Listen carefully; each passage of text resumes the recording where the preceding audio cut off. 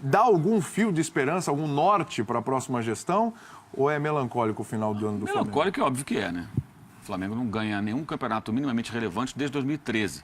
E desde 2015 começou a fazer investimentos mais pesados no seu elenco. Em 16, até brigou pelo título, foi até um pouco precoce, mas 17 e 18 o Flamengo tinha, pelo investimento feito, pela expectativa criada no seu torcedor, pelo período, na primeira gestão do Bandeira de Melo especialmente, no qual o torcedor esperou pacientemente o pagamento de DARFs e mais DARFs, né? Para que as contas entrassem nos eixos e o time pudesse ser reforçado. Promessas foram feitas. Lembra do estamos mirando o Real Madrid? Promessas foram feitas. Isso não é imaginação, isso aconteceu. O presidente do Flamengo e eventualmente um ou outro cartola prometendo mundos e fundos. O torcedor pensou, bem, ok, é o time mais endividado do Brasil, vamos aguardar, os caras parecem que são sérios, aí vamos ver o que vai acontecer. Ganhou uma Copa do Brasil inesperada, aquilo deu uma arrefecida em qualquer ânimo de torcedor mais exaltado, que não quer ter paciência quando não tem jeito. Mas não ganhou mais nada. Ganhou um Carioca no ano passado, o próprio Carioca de 2014, aquele famoso gol impedido do Márcio Araújo contra o Vasco, no último lance do jogo, e mais nada. Então o Flamengo conseguiu com o Bandeira de Melo, inclusive, um fato inédito. O Flamengo nunca foi vice-campeão brasileiro, porque todas as vezes que foi à final, ele foi campeão. E em pontos corridos, quando chegou disputando, ganhou em 2009, e em 2016 foi terceiro, o Santos foi o vice. Ser vice-campeão, há quem acha legal. Para esse Flamengo de hoje, com tanto investimento, eu acho que ser segundo, terceiro, não é motivo de orgulho. Não vejo como motivo. A não ser a grana, que vai ser um pouco melhor pela premiação, né? O segundo ganha mais do que o terceiro. A relação ano passado termina um pouquinho melhor. Um pouquinho melhor, mas é muito pouco, porque você tem aí finais com derrota para o Independente do Maracanã. Você vê, o Flamengo ganhou do Cruzeiro hoje por 2-0. O Flamengo, de 2015 para cá, só perdeu 2 vezes para o Cruzeiro. O jogo 1-0 na estreia do Luxemburgo, em Belo Horizonte, no Cruzeiro, gol do Manuel, zagueiro. E o jogo da Libertadores por 2-0. O Flamengo venceu o Cruzeiro 5 vezes no Mineirão nos últimos anos. Venceu hoje de novo. Venceu na Copa do Brasil, na Copa Libertadores. Venceu no Maracanã, no Brasileiro. Dos 4 jogos, venceu 3. O mais importante, perdeu, porque o 2-0 e caiu da Libertadores. Ou seja, é só azar?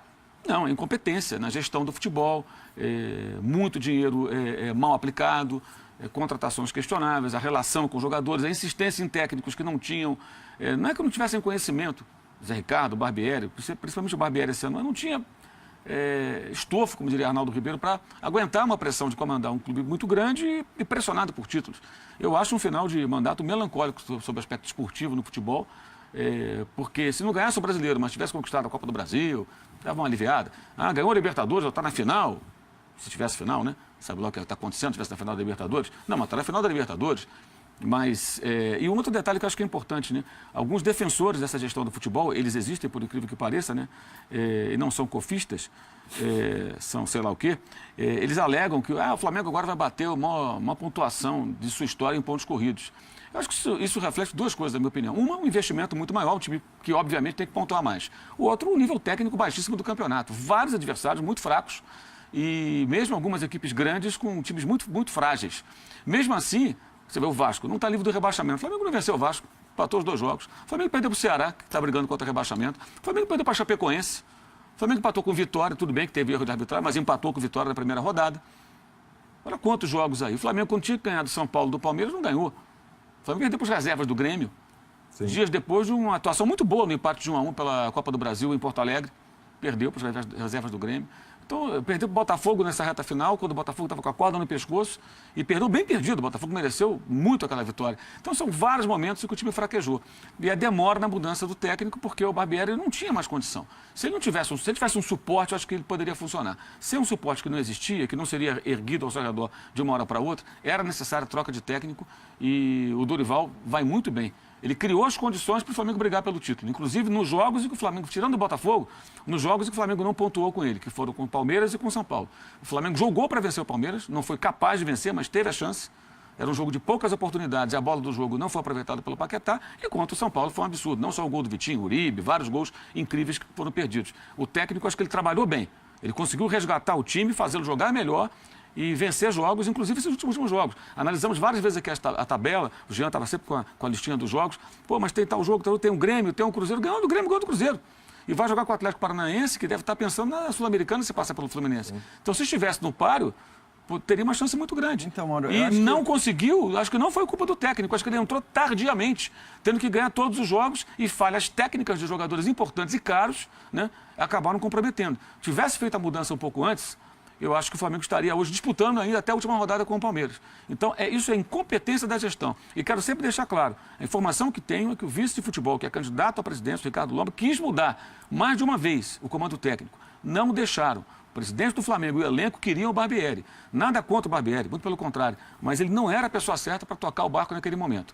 Quando o Flamengo cai na Libertadores para o Cruzeiro, num jogo que eles... Primeiro um jogo muito ruim do Rio. Depois ele vai para o Belo Horizonte, tendo que vencer por 2 gols, e joga sem centroavante.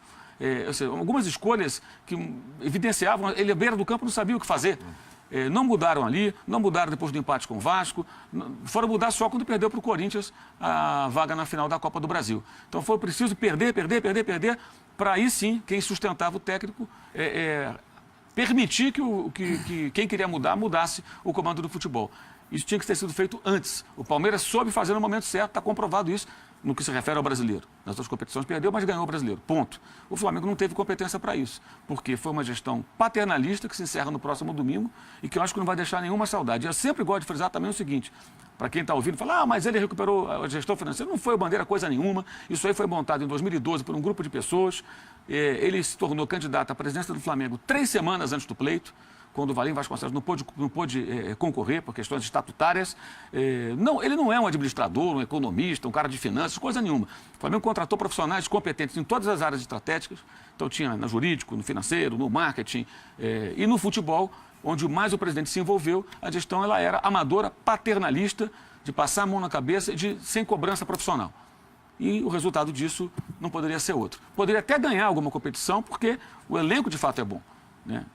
Com tanto dinheiro investido, você não vai montar um elenco ruim, seria incompetência demais. Mas faltou justamente o ajuste, o entendimento do futebol para cobrar uma maior competitividade e levar a algum lugar. Eu acho que é melancólico o final de ano do Flamengo e não dá para imaginar o ano que vem, porque você não sabe quem vai ser o presidente. Né? A eleição é dia 8, Lomba ou Landim, um dos dois vai presidir o clube. Acredito que qualquer um dos dois que venha a vencer a eleição, acho que são bons candidatos. Eu não acho que o Lomba seja uma continuação do Bandeira.